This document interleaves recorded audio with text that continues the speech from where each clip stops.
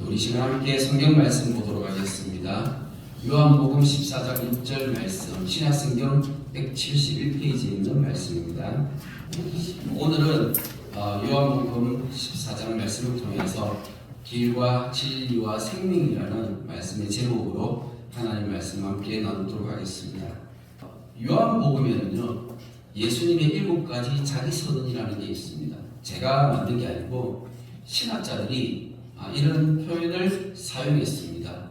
그래서 요한복음 전체적인 어떤 그런 흐름 안에서 예수님께서 나는 생명의 떡이다, 나는 세상의 빛이다, 나는 양의 문이다, 나는 선한 목자다, 나는 부활이요 생명이다, 나는 길이요 진리요 생명이다, 나는 참 포도나무다 라고 이렇게 예수님께서 자기 자신을 이렇게 설명하셨는데, 이게 이제 7가지 예수님의 자기 선언이 요한복음 가운데 나옵니다. 그런데 이제 이 자기 선언을 자세히 보시면 이게 이제 구약 성경에도 하나님께서 자기 스스로를, 하나님께서 자신을 이렇게 나타내시고 드러내셨는데, 구약에는 어떻게 말씀하셨냐면 출애굽기 3장 말씀을 보면 하나님이 모세에게 이르시되 나는 스스로 있는 자니라 라고 하나님께서 그렇게 말씀하셨어요. 근데 이제 여기에 이제 스스로 있는 자를 히브리어로 그대로 번역을 하면 어떻게 되냐면 나는 나다 이런 뜻이에요. 나는 나다. 그런데 이제 이게 번역을 할 때 나는 스스로 있는 자다로 이렇게 번역을 한 거예요. 그래서 모세가 하나님한테 이름을 물은 거죠.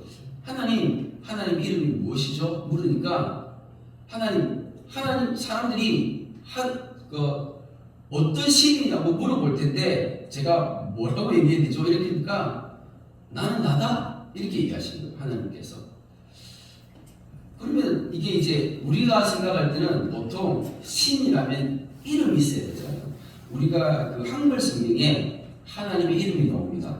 우리 한글 성경에 나오는 하나님의 이름이 뭐죠? 여호와 하나님이라고 되어 있습니다. 여호와. 그런데 이제 신학자들은 그 하나님의 이름을 좀 더 이렇게 정확한 표현으로 어떤 사람들은 야훼 하나님으로 이렇게 부르기도 합니다. 그런데 사실은 여호와라는 이 이름도 정확한 발음이 아니고 야훼라는 이름도 정확한 발음이 아니에요. 왜냐하면 하나님의 이름을 우리가 정확하게 발음을 할 수가 없어요. 그래서 신학자들이 나름 자기들이 연구해가지고 가장 비슷하게 생각한 그 발음이 야훼라는 것이지만 그게 정확하지는 않습니다. 근데 이게 왜 그러냐면요, 하나님은요 온 우주 만물을 만드시고, 그리고 하나님은 온 우주에 하나님과 같은 그런 신이 없으세요. 그러니까 하나님은 유일하신 분이시거든요. 근데 그 유일하신 분은 그 이름 안에 갇히실 수가 없는 거예요. 어떤 신의 이름이 있잖아요. 신의 이름이 있으면 그 신이 그 이름 속에 갇히게 되는 거예요. 사람도 마찬가지죠. 사람도 자기가 다 각자의 이름이 있잖아요. 저는 이름이 김용일입니다. 이 김용일이라는 이름이 저를 가두어 두는 거예요. 그래서 예를 들어 가지고 제 이름을 누가 이렇게 적어 가지고 길바닥에 떨어뜨렸는데 누가 그 밟으면 기분 나쁘죠. 그렇지 않습니까? 자기 이름 적어가지고 길바닥에 놔두고 밟으면 기분 안 나쁩니까? 나쁘죠. 네, 그 이름 안에 갇힌 거거든요. 근데 하나님은 너무나 크신 분이시고 온 우주에 유일하신 분이시기 때문에 하나님은 갇히실 수가 없는 거예요. 그래서 하나님께서 사람에게 하나님 자신의 그 이름조차도 사람이 알지 못하게끔 그렇게 만들어 두신 거예요. 하나님과 같은 분이 안 계신 거죠. 그래서 하나님께서 나는 나다라고 이렇게 얘기하신 거예요. 그런데 이 나는 나다라고 하셨던 그 하나님이 이제 이 신학에 오셔가지고 사람의 몸을 입고 이 땅에 오셨는데 그분이 예수님이시잖아요. 예수님께서 나는 나다라고 하시는데 그거를 이제 7가지로 좀 구체적으로 이렇게 하나하나 설명해 주셨던 게 요한복음에 나오는 거예요. 자, 그러면서 그 가운데 하나가 뭐냐면 오늘 우리가 읽었던 이 말씀입니다. 내가 곧 길이요 진리요 생명이다 하면서 예수님께서 자기 자신에 대해서 한 가지 표현하신 게 내가 길이라는 거예요. 예수님은 유일한 길인데 무슨 말이냐면 생명으로 나아가는데 아버지께 생명이 있잖아요. 아버지께서 생명을 주시는 거예요. 근데 생명을 주시는 그 아버지께 나아갈 수 있는 유일한 길이 예수님이라는 거예요. 그래서 예수님만이 유일한 길이기 때문에 우리가 이 말씀을 통해서 우리가 그걸 그대로 받아들이고 우리는 믿는 거예요. 그런데 생각해보요. 많은 사람들이 이것을 교회를 다니면서도 인정하지 못하고 받아들이지 못하고 이해하지 못하는 사람들이 많이 있습니다. 혹시 이런 현수막 보신 적 있으십니까? 부처님 오신 날인데요. 예수님이 축하해요. 제가 이거 어디서 봤냐면요. 경기도 가가지고 제가 깜짝 놀랐어요. 그때 그 석가탄신이 부처님 오신 날 있잖아요. 그쯤에 제가 성당 앞을 지나가는데 현수막이 딱 걸려있는 거 제가 깜짝 놀랐었어요. 성당도 예수님 믿는 곳이잖아요. 그런데 예수님 믿는다고 하면서 예수님이 부처님 오신 날을 축하한대요. 이게 사실 저는 좀 되게 충격적이었거든요. 그렇지 않습니까? 근데 이게 세상 사람들이 봤을 때는 어떻게 보일까요? 세상 사람들은요, 기독교하고 불교가 서로 화목하게 잘 지내는 것처럼 좋게 보이는 거예요. 세상 사람들이 봤을 때는 이게 좋게 보이는 겁니다. 그런데 성경을 제대로 알고 예수님을 제대로 믿게 되면 이거는 절대 있을 수 없는 일인 거예요. 무슨 말인지 이해가 되어지십니까? 혹시 종교다원주의라고 들어보셨습니까? 종교다원주의가 뭐냐면 종교다원주의라는 것은 기독교에만 구원이 있는 것이 아니고 다른 종교에도 구원이 있다라고 얘기를 하는 거예요. 그러니까는 우리가 기독교에서 우리가 예수님 믿고 구원받자라고 얘기하잖아요. 그런데 불교에도 구원이 있다라고 믿는 거예요. 그래서 불교도 구원이 있을 뿐만 아니라 이슬람교에도 구원이 있고 힌두교에도 구원이 있고 여러 많은 종교들에게 거기서 돌을 닦아가지고 돌을 터득하게 되면 거기서도 구원을 받을 수 있다라고 그렇게 믿는 거예요. 그래서 이런 종교다원주의 안에서는요 함께 어울리는 거예요. 그러니까 이 사진을 보시면요 이게 불교의 스님도 계시고 교회 목사님도 계시고 카톨릭의 신부님도 계시고 여러 종교의 이 성직자들이 함께 모여가지고 이렇게 이제 대화도 나누고 함께 친목을 하는 것이죠. 세상 사람들이 보면 종교가 어때요? 서로 연합을 해가지고 굉장히 평화로워 보이고 굉장히 좋아 보입니다. 그렇지 않습니까? 그러니까 이제 세상 사람들이 보면 이게 굉장히 좋아 보일지 모르지만 그런데 여기에서 절대 하나 될 수 없는 게 바로 이 기독교예요. 근데 사실 기독교는요 종교가 아니에요. 많은 사람들이 그냥 기독교라는 이름으로 기독교도 종교라고 이렇게 얘기를 하지만 사실 제가 성경을 읽어보고 하나님 믿는 사람들, 예수님 믿는 사람들, 많은 목사들이 이렇게 얘기하고 있습니다. 세상에 뭐 불교라든지 그 다음에 뭐 이슬람교라든지 뭐 이런 종교들 있잖아요. 그런 것들은 다 종교예요, 종교. 그런데 우리가 믿는 이 성경은 그냥 진리 그 자체인 것이고 우리가 교회를 다니면서 세상 사람들이 볼 때는 우리가 일요일마다 교회를 오니까 그냥 종교 생활하는 것처럼 보이니까 우리도 종교라는 타이틀을 가지긴 하지만 실제 우리가 성경 말씀을 통해서 깨닫는 건 뭐예요? 예수님은요 종교를 만드신 적이 없으세요. 그렇잖아요. 예수님이 언제 종교 만드셨어요? 예수님은 기독교 같은 거 만드신 적이 없었습니다. 그냥 예수님께서 제자들에게 무엇을 말씀하셨습니까? 하나님 믿고 그 하나님을 따르는 삶을 가르쳐 주셨어요. 그러니까는 성경은 삶이에요. 어떤 삶이냐면 하나님을 믿고 하나님을 믿으니까 하나님께서 원하시는 것이 무엇인지 깨달아 알고 그것을 우리가 따르고 실천하는 그 삶 자체가 이건 바로 진리인 것이죠. 이렇게 살아가는 거예요. 그런데 사람들은 그냥 우리가 이제 교회를 다니니까 그냥 저 사람들은 종교 생활한다. 이렇게 생각하죠. 근데 우리는 어때요? 내가 하나님을 믿고 예수님을 믿고 나니까 그러면은 예수님 믿고 나면 어떤 생각이 들죠? 예수님에 관해서 기록된 이 말씀을 내가 더 알고 싶어지잖아요. 그러면 내가 이 말씀을 더 알고 싶어지니까 내가 이제 주일날 교회에 와서 이 말씀을 배우는 거예요. 이 말씀을 배우고 한 주 동안 이 말씀을 따라 살아가기로 힘쓰고 애쓰고 그렇게 노력하는 것이죠. 이 하나님께서 기뻐하시는 거니까. 이거는 종교가 아니라 삶인 거거든요. 그런데 많은 사람들이 기독교도 종교로 만들어서 이렇게 종교다원주의가 세상에 이렇게 만연한 거예요.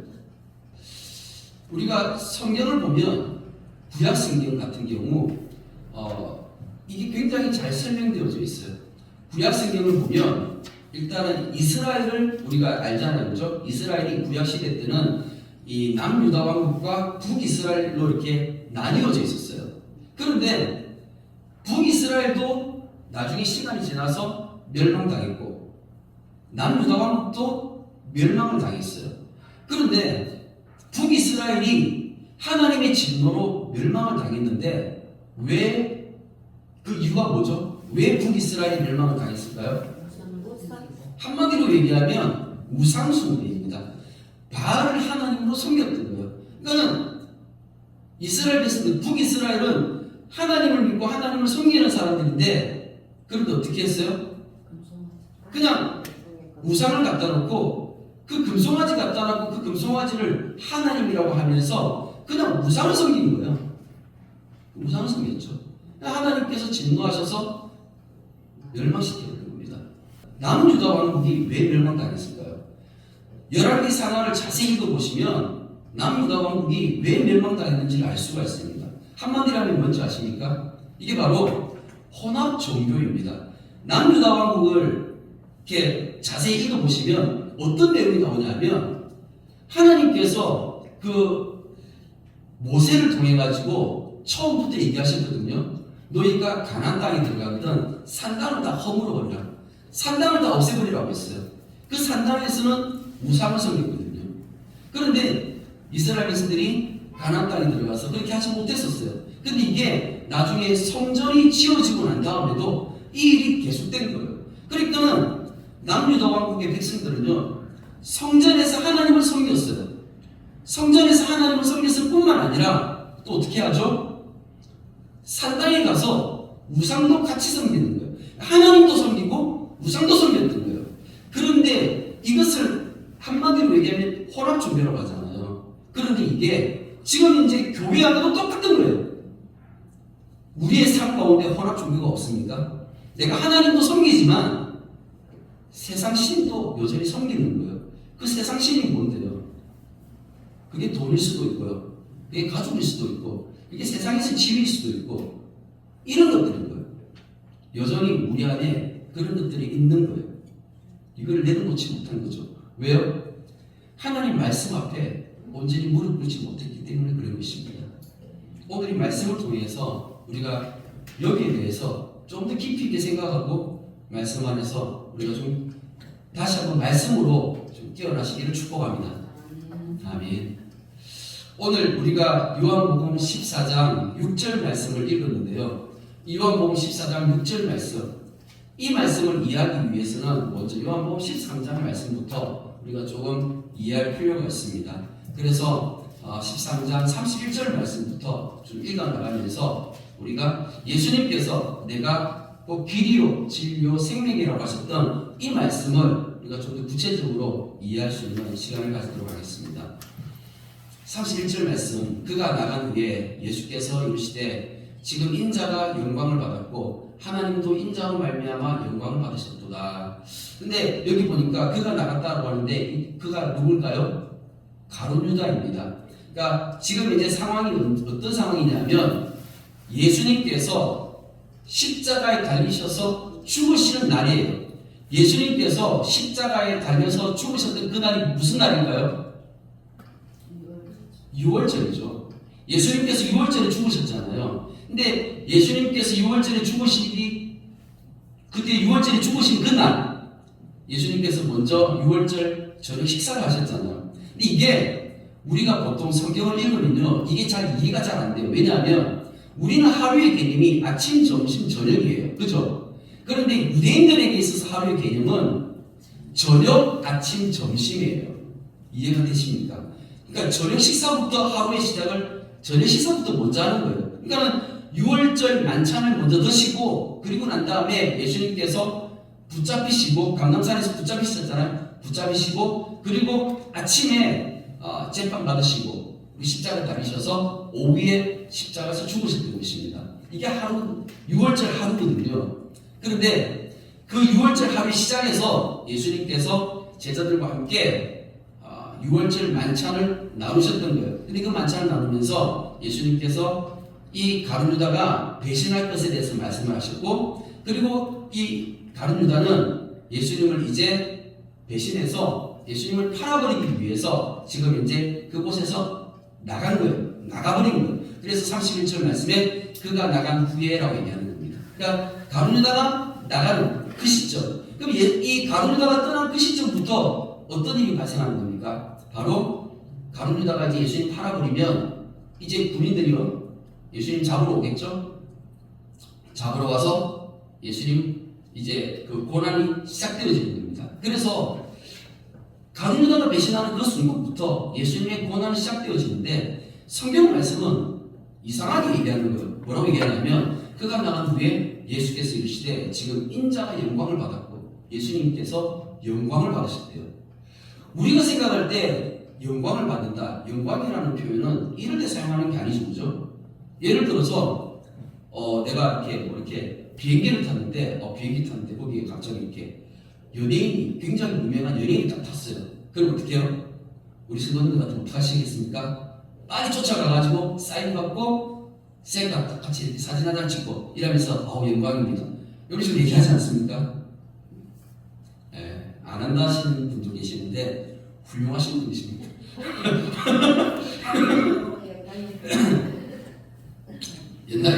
옛날에 저희 지금 제 아버님이 돌아가셨는데 옛날에 저희 아버님 책상에 그 김영삼 대통령이 같이 악수하면서 찍은 사진이 있더라고요. 그걸 왜 붙여놨는가 모르겠는데 대통령이랑 악수 한번 해가지고 영광이라고 사진 붙여놓은 그런 것 같더라고요. 사람들은 그렇거든요. 유명한 사람, 그런 사람들, 빛나는 사람 옆에 있으면 내까지 같이 어떻게 높아지는 것처럼 생각해가지고 영광이라는 그런 표현을 사용하죠. 이게 세상의 가치 아닙니까? 이게 세상의 가치관이잖아요. 그렇지 않습니까? 이게 세상의 가치관은 이게 영광인데 근데 예수님은요 전혀 그것과 반대되는 개념으로 지금 가룟 유다가 지금 예수님을 배신해가 나가서 이제 예수님을 배신해서 팔면 그 순간 예수님은 고난당하게 되는데 예수님께서 고난당한 이것을 뭐라고 말씀하셨다고요? 영광을 받았다고 말씀하시는 거예요. 이게 놀라운 거죠. 그러니까 우리의 생각과 가치관이 하나님의 말씀에 비추어서 변화가 일어나야 되는 거예요. 이게 변화가 일어나지 않으면 내가 여전히 내가 세상에서 높아져야지 그래야지 내가 영광 받는 거야. 하나님 영광 받으시는 거야. 그래서 우리 부모님들도 막 자녀들한테 막 가르치잖아요. 야, 너 공부 열심히 해가지고 좋은 대학 가가지고 너 하나님께 영광 돌려드려. 그렇게 얘기 안 했습니까? 그렇게 얘기 안 했나요? 이게 성경적인 가치관인가요? 아니면 이게 세상적인 가치관인가요? 그건 세상적인 가치관이지 성경적인 가치관이 아닙니다. 근데 성경을 모르기 때문에 세상적인 가치관을 가지고 우리가 교회 안에서 똑같이 혼합 종교로 살아가는 모습인 거예요. 하나님도 인자로 말미암아 영광을 받으셨다는 겁니다. 예수님께서 십자가에서 죽으시고 고난 받으신 이유로 하나님도 영광을 받으셨다는 거예요. 이게 하나님께서 우리에게 주시는 새로운 가치관이라는 거예요. 이게 성경인 것입니다. 33절 말씀에 작은 자들아 내가 아직 잠시 너희와 함께 있겠노라. 여기서 작은 자들아는 예수님께서 제자들에게 하시는 말씀이에요. 그러니까 예를 들어서 학교에서 선생님이 앞에 강단에 서가지고 학생들 이렇게 얘기하잖아요. 그죠? 그렇게 부르는 거와 똑같은 거예요. 예수님이 선생님이기 때문에 제자들을 이렇게 함께 부르는데 우리 말 번역에서 작은 자들아 이렇게 번역해놓으니까 굉장히 좀 이상하게 보이는데 선생님이 제자들을 부르는 그런 호칭 정도로 생각하시면 되겠습니다. 근데 예수님께서 제자들에게 이런 말씀하시는 거예요. 내가 아직 잠시 너희와 함께 있겠다. 너희가 나를 찾을 것이나 일찍이 내가 유대인들에게 너희는 내가 가는 곳에 올 수 없다고 말한 것과 같이 지금 너희에게도 이르노라 말씀하신 거예요. 왜냐하면 이제 조금 있으면 가룟 유다가 군인들을 이끌고 나를 잡으러 올 거야. 그러면 내가 이제 붙잡혀가지고 내가 지금 고난을 받게 될 건데 내가 이제 죽으러 가는 거야. 지금 이 말씀 하시는 거거든요. 그러니까는 당연히 그 길은 같이 가실 수 없어요. 못 가죠. 그러니까는 예수님께서 옛날에 이전에 이렇게 말씀하셨다는 게 유대인들한테 너희는 내가 가는 곳에 올 수 없다고 말씀하셨던 이 말씀이 바로 예수님께서 가시는 그 십자가의 길을 이야기하신 거죠. 그러면서 제자들한테 지금 내가 이제 이 길을 간다라고 말씀하시는 거예요. 그러면서 예수님께서 또 한 말씀 하시는데 34절에 새 계명을 너에게 주노니 서로 사랑하라. 내가 너희를 사랑한 것 같이 너희도 서로 사랑하라. 너희가 서로 사랑하면 이로써 모든 사람이 너희가 내 제자인 줄 알리라. 예수님께서 이렇게 새 계명을 주셨는데 갑자기 앞뒤 문맥 속에서 이게 너무 생뚱맞은 말씀인 거예요. 그런데 이 말씀을 예수님께서 지금 왜 하신다면 그 이유가 있습니다. 그게 요한복음 말씀만 읽는 게 아니라 다른 복음서까지 같이 읽으면 이게 이해가 돼요. 누가복음 말씀에 보면 22장입니다. 똑같은 상황이거든요. 예수님께서 6월절 만찬 가운데서 그때 있었던 일인데 또 그들 사이에 그 중 누가 크냐 하는 다툼이 난지라 이런 말씀이 있는 거예요. 무슨 말이냐면 예수님의 제자들이 지금 6월절 만찬에서 식사하면서 서로 같이 앉아있는 그 자리 가운데서 서로 싸우고 있는 거예요. 왜 싸우죠? 서로 높은 자리 하는. 이것은 예수님의 제자들이 예수님을 따랐던 목적을 그대로 나타내주고 있는 거예요. 왜냐하면 예수님께서 이제 지금 예루살렘에 입성하셨어요. 근데 예루살렘에 입성하셨을 때 사람들의 반응이 어땠습니까? 많은 사람들이 예루살렘 입구에 모여가지고 호산나 호산나 하면서 예수님께서 이제 우리를 구원할 자라 그렇게 믿은 거예요. 그러면서 예수님을 이제 막 엄청 떠받드니까 제자들의 마음이 어땠을 것 같아요? 완전히 이제 예수님께서 슈퍼스타가 돼가지고 그래서 조금 있으면 예수님께서 그 많은 사람들 흩어진 유대인들 이제 다 불러 모아가지고 정치적으로 저 로마의 대항에서 싸워서 이스라엘 나라를 회복하게 되는 것이죠. 그러니까 정치적인 이유가 있는 겁니다. 그런 가운데서 이제 제자들은 이제 얼마 안 남았다. 우리가 조금 있으면 이제 나라를 회복하게 되면 그러면 이제 내가 한 자리 차지할 건데 근데 그 상황에서 내가 어떤 자리를 차지할 거냐 여기에만 관심이 있는 거예요. 자기 자신의 유익을 위해서 예수님을 따랐던 것이죠. 그러면서 그 자리 안에서 같이 식사하면서 예수님 있는 그 자리에서 서로 같이 싸움이 일어났던 거예요. 예수님께서 지금 이런 상황에서 지금 뭐라고 말씀하시는 거예요? 야, 내가 이제 십자가 지고 죽을 거야 라고 얘기하는 거예요. 그러면 예수님이 지금 하시는 이 말씀과 제자들의 지금 상황과 분위기는 같은 거예요, 다른 거예요? 완전 다른 것이죠. 지금 상황이 서로 우리가 이 상황을 보면 너무 그러니까 사실 한마디로 웃기는 상황인 거죠. 그렇지 않습니까? 정말 무서운 상황인 것입니다. 그때 예수님께서 한 말씀 하셨던 거예요. 뭐라고요? 내가 너희를 사랑하는 같이 너희도 서로 사랑하라. 왜요? 내가 지금 십자가에서 지금 죽으러 가는데 너희들이 생각하는 것처럼 그렇게 내가 유대인들 다 끌어모아서 로마의 대항에서 이스라엘 나라를 회복하는 그런 게 아니야라고 말씀하시면서 나는 이제 십자가 지면서 죽으러 가는 거야. 그렇기 때문에 너희들 그 생각 버리고 하나님의 나라는 서로 사랑하는 거야. 이걸 가르쳐 주시는 거야. 그때에 시몬 베드로가 이르되 주여 어디로 가시나이까? 예수께서 대답하시되 내가 가는 곳에 네가 지금은 따라올 수 없으나 후에는 따라오리라. 베드로가 예수님한테 먼저 질문을 던지는 거예요. 베드로가 지금 예수님께서 하시는 이 말씀을 듣는 가운데 분위기가 이상하잖아요. 예수님께서 꼭 어디로 죽으러 가는 사람처럼 그렇게 말씀하시니까 그러니까 베드로의 마음 가운데 도대체 지금 예수님 지금 무슨 말씀하시는 거예요? 지금 어디로 가신다는 말씀입니까? 라는 질문을 던진 거죠. 그러니까 예수님께서 하시는 말씀이 네가 지금은 따라올 수 없지만 나중에는 나를 따라올 거야 라고 말씀하시는 거예요. 그러면은 왜냐하면 제자들은 아직까지 예수님의 십자가 사건을 경험하지 못했기 때문에 이게 지금 무슨 말인지 알아들어요, 못 알아들어요? 당연히 못 알아듣죠. 알아들을 수가 없습니다. 못 알아듣는 겁니다. 그런데 베드로의 그 마음 가운데 이런 마음이 있는 거죠. 베드로가 이럴 때 주여 내가 지금은 어찌하여 따라갈 수 없나이까 주를 위하여 내 목숨을 버리겠나이다. 이게 왜 베드로가 이런 얘기를 했습니까? 이제 지금 예수님께서 유대인들을 쫙 불러 모아가지고 큰 군대를 만들어가지고 로마에 대항해서 싸우면 누가 지금 앞장서서 지금 싸워야 됩니까? 베드로가 지금 앞장서서 나가서 싸워야 되니까 내가 지금 성공해서 이겼습니다. 이런 얘기인 거잖아요. 네, 그런 얘기인 거죠. 그러면서 내가 주를 위해서 내 목숨을 버리겠습니다. 이렇게 얘기하는 거예요. 말이 앞뒤가 안 맞는 거죠. 예수님께서 지금 얘기하시는 거하고는 안 맞는 거죠. 그런데 예수님이 이렇게 얘기하십니다. 예수께서 대답하시되 네가 나를 위하여 네 목숨을 버리겠느냐? 내가 진실로 내게 이르노니 다 울기 전에 네가 세 번 나를 부인하리라 하시면서 예수님은 그 베드로의 마음을 꿰뚫어 보신 겁니다. 왜냐하면 베드로가 예수님을 위해서 자기 목숨을 버리는 것은 누구를 위해서 하는 거예요? 하나님을 위해서요? 아니죠. 자기 자신을 위해서 하는 거죠. 그렇기 때문에 너 자신을 위해서 네가 그렇게 네 목숨을 버린다는 것은 내가 십자가의 죽음을 내가 이 길을 가는 것은 네가 따라올 수 없다는 것을 지금 말씀하시는 겁니다. 우리도 마찬가지죠. 우리가 교회를 다니면서 다시 한번 우리가 생각해 봐야 될 게 뭐냐면 내가 교회를 다니는 목적입니다. 내가 교회를 다니는 목적, 내가 예수님을 믿는 목적, 내가 하나님을 따르는 이 하나님을 아버지라고 섬기는 이 목적이 무엇인지 여기서부터 우리가 바르게 이해하지 않으면 그러면 우리는 엉뚱한 길로 베드로처럼 엉뚱한 대답할 수밖에 없다는 것이죠.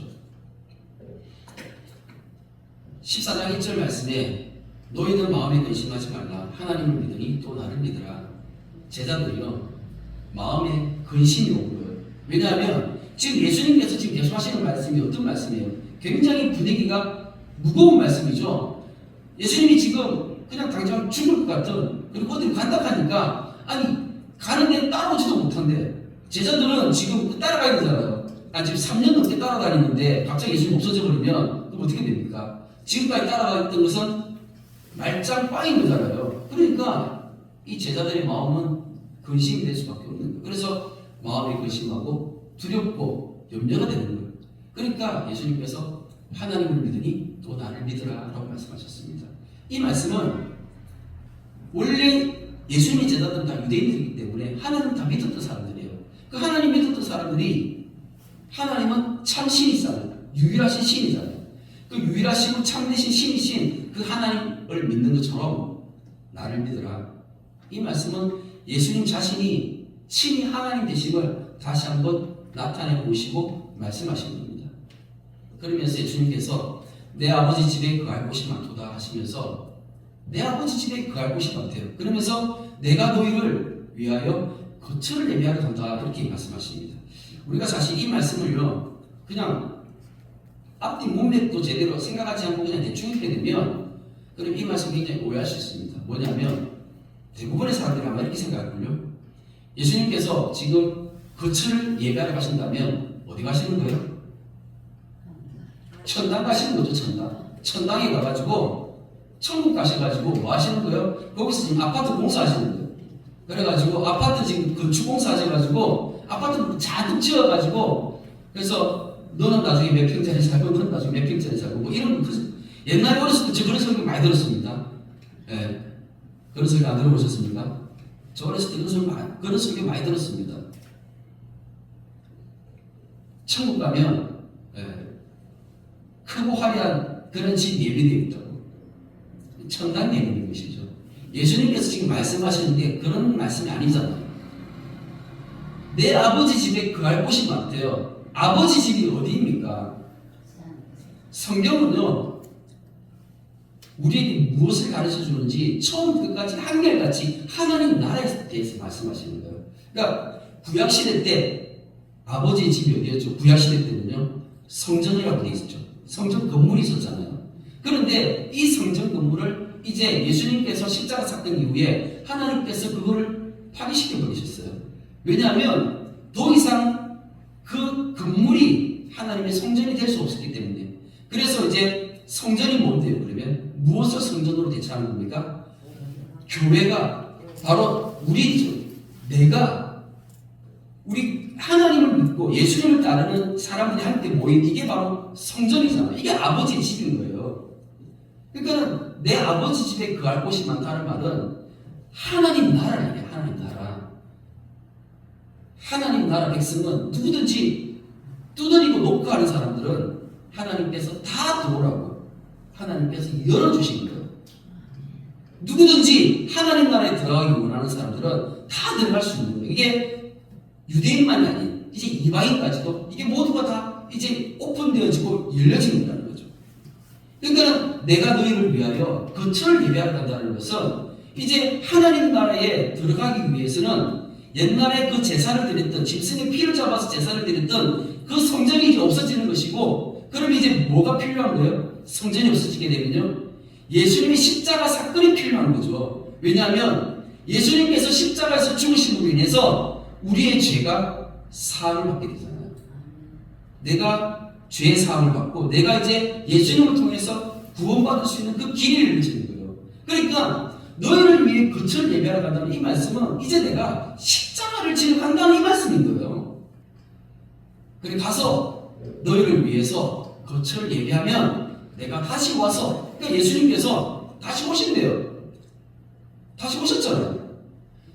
예수님께서 십자가에 죽으셨다가 어떻게 해요?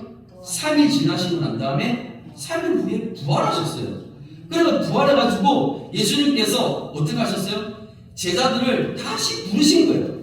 너희를 내게로 영접하여 나 있는 곳에 너희도 있게 하리라 말씀하셨어요. 이 말씀이 나중에 마태복음 28장 말씀에 보면 이렇게 말씀하십니다. 좀 더 쉽게 설명하시면서 내가 너희에게 분부한 모든 것을 가르쳐 지키게 하라. 볼지어다 내가 세상 끝날까지 너희와 항상 함께 있으리라. 이 말씀 이해가 되십니까? 예수님께서 이렇게 말씀하셨잖아요. 그러니까 예수님께서 십자가에서 죽으시기 전에 이렇게 미리 말씀하셨고 그리고 십자가에서 죽으셨다가 다시 살아나셔서 제자들 다시 부르셨잖아요. 갈릴리 바다까지 다시 부르셔가지고 그러면서 말씀하셨어요. 내가 세상 끝날까지 너희와 함께 있을 거니까 너희들은 어떻게 하라고요? 다 뻗어서 가서 복음 전에 하나님 나라 완성시켜 라고 사명을 주시는 겁니다. 이게 예수님께서 죽으시기 전에 제자들이 이거를 깨달을 수 있습니까? 절대 깨달을 수가 없죠. 그러니까 그럼에도 불구하고 예수님은 이렇게 말씀하셨습니다. 내가 어디로 가는지 그 길을 너희가 아느니라. 근데 제자들은 모르잖아요. 솔직한 사람이 있어요. 도마. 제일 솔직한 것 같아요. 도마가 있는데 주여 주께서 어디로 가시는지 우리가 알지 못하거늘 그 길을 어찌 알겠사옵나이까? 라고 이렇게 예수님한테 솔직하게 질문을 던진 거예요. 예수님 그 길이 어딘지 우리 모르겠습니다. 라고 얘기하는 겁니다. 그러니까 예수께서 이르시되 내가 곧 길이요 진리요 생명이니 나로 말미암지 않고는 아버지께로 올 자가 없느니라. 아멘. 이렇게 말씀하셨습니다. 자 그러면 내가 곧 길이요라고 말씀하셨는데 그럼 이 길은 무엇을 얘기하는 것입니까? 바로 예수님께서 십자가에 달리셔서 나와 우리를 위해서 죽으실 수밖에 없는 이 십자가 사건을 말씀하신 것이죠. 예수님께서 내가 곧 길이요라고 말씀하셨는데 이 길은 두 가지 의미가 있습니다. 두 가지 의미가 있다는 말은 무슨 말이냐면 예수님께서 친히 이 길이 되어 주시는 거예요. 그래서 예수님께서 길이 되어 주시면 아버지께로 내가 아버지께 나아가는 그 길이 예수님께서 길이 되어 주시는 거죠. 그러니까 내가 예수님을 지나야지만이 아버지께로 나아갈 수 있는 거예요. 그래서 나로 말미암지 않고는 아버지께로 올 자가 없느니라라고 말씀하셨잖아요. 그러니까 이 십자가 사건을 통해서 예수님께서 친히 길이 되어 주셨다는 것입니다. 이게 첫 번째 의미가 있고요. 두 번째 의미는요. 예수님께서 먼저 이 길을 가시는 거예요. 예수님께서 이 십자가의 길을 가시는 거예요.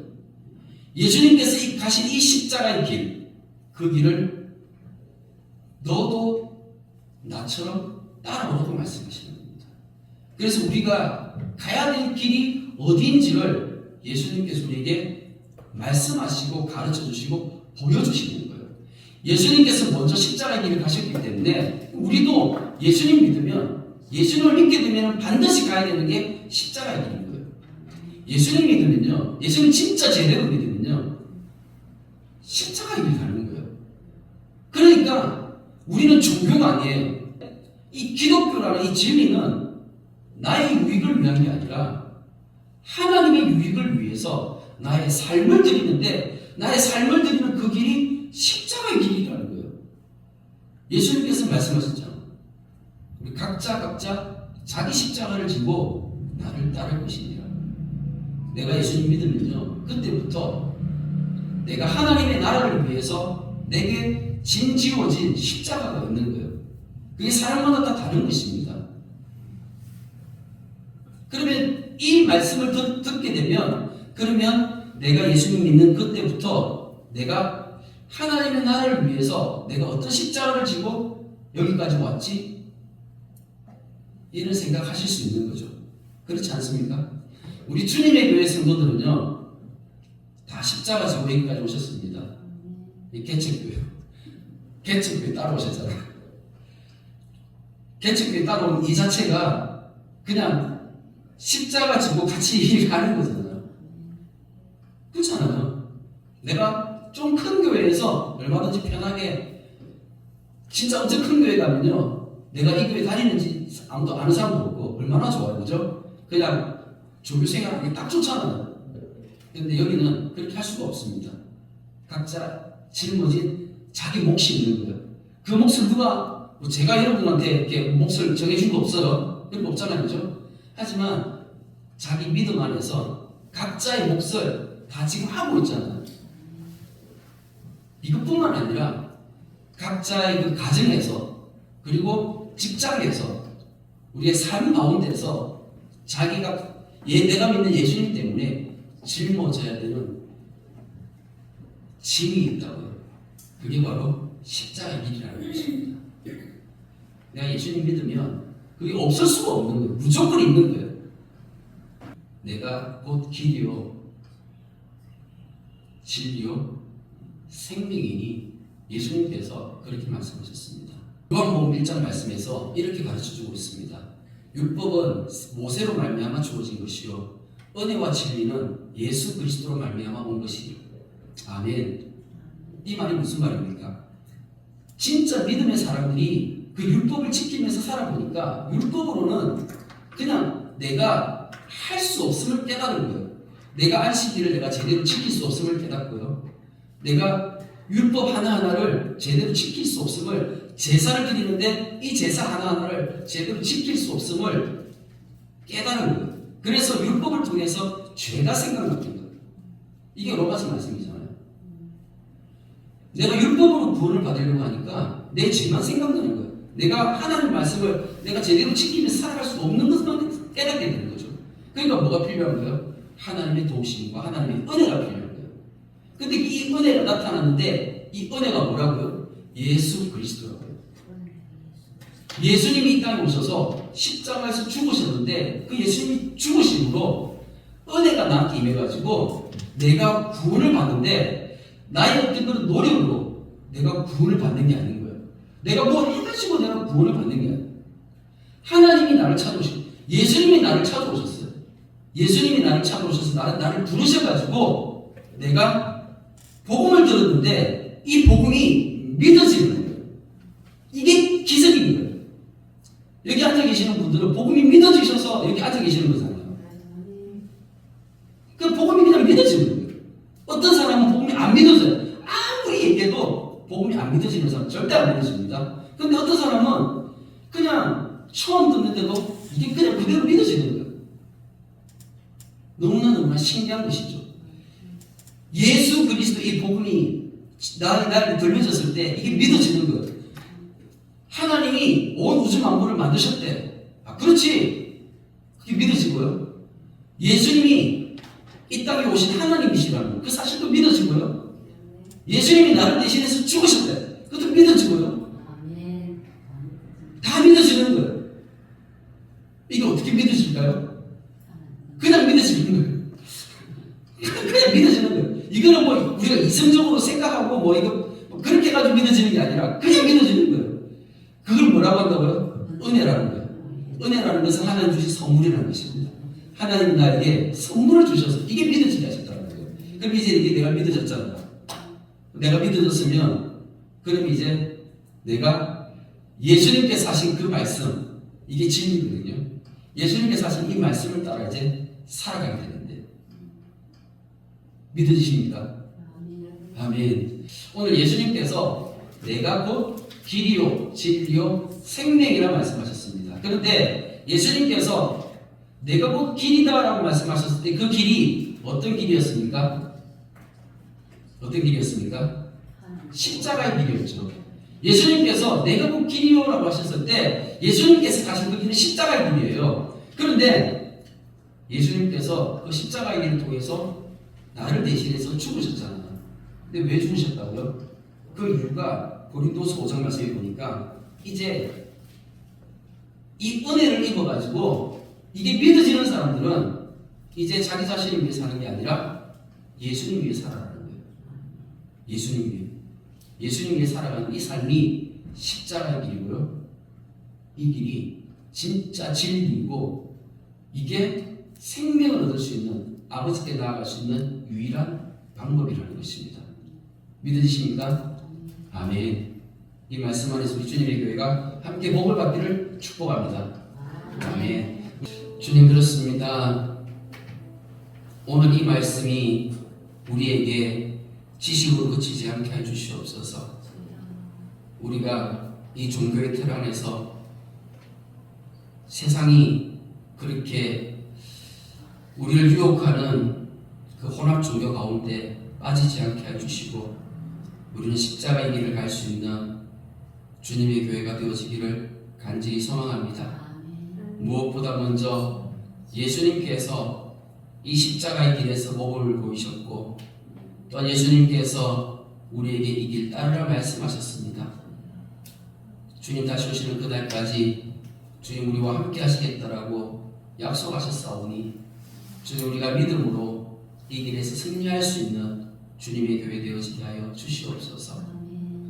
이 마지막 때 우리 주님의 교회가 깨어있는 교회 되어지게 하여 주시고 우리가 복음 전하면서 비록 우리 안에 힘들고 어려운 그러한 어려움들이 닥칠때라도 주님 우리가 믿음으로 승리할 수 있는 교회 되어지기를 간절히 기도하오며 살아계신 예수 그리스도 이름으로 기도드립니다. 아멘.